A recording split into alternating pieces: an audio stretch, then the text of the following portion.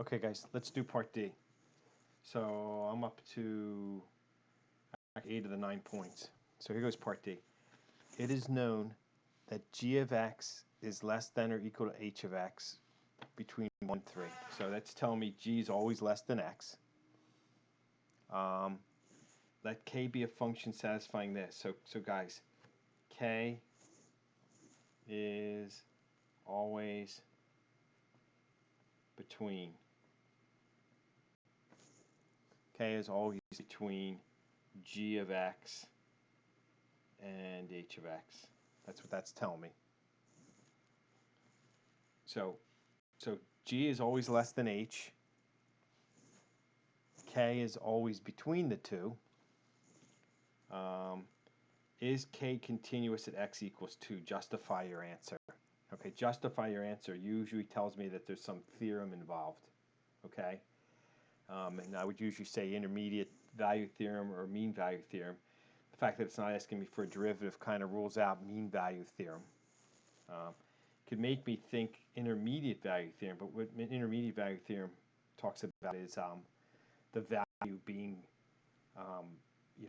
finding a c value so that the function's y value is in between the y values at x equals a and x equals b. That doesn't look like that. I'll admit, when I did this solution last year, I didn't get this part of it. What they actually did was they used something called the squeeze theorem. The squeeze theorem. So it's only 1 point. So I only got 8 out of 9 on this one last year. So the squeeze theorem. We don't really talk about the squeeze theorem much. It comes up a bit more in BC calculus when we're trying to go over the convergence of infinite series. We talk about the squeeze theorem a lot more there because we can find two infinite series that converge, and if we can show that another infinite series is always in between those two, then we can confirm that it converges as well. So I really don't see the squeeze theorem too much in this scenario, but basically what they say is for the squeeze theorem to happen, the thing's got to be differentiable and continuous. For all these theorems, the whole thing's got to be differential and continuous. So G and H are differentiable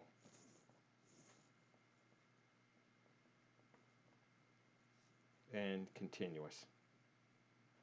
That means it's a well-behaved function. Okay.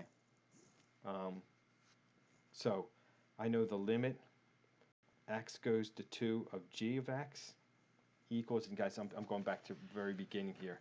The limits, they're continuous, and they both equal 4. So the limit x goes to 2 of g of x equals 4. The limit x goes to 2 of h of x equals 4. Okay?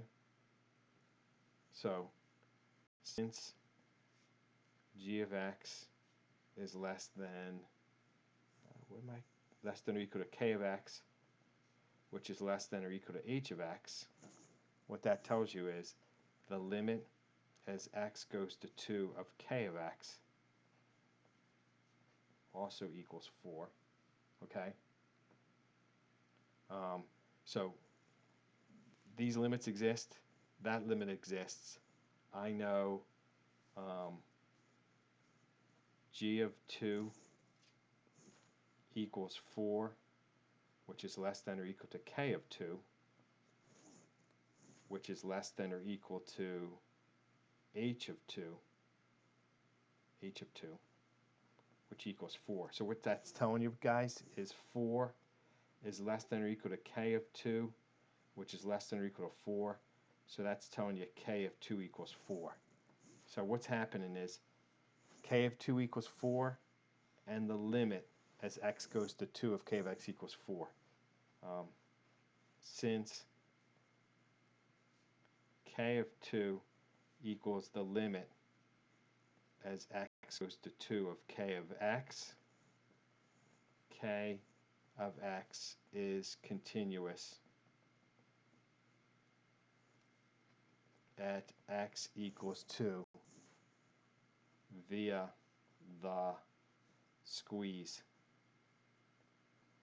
theorem. Guys, that's a lot of work for 1 point, and like I said, I didn't get it last year. So that's it. That's the end of the problem. Enjoy your weekend. Hopefully you didn't lose power in Friday afternoon storm.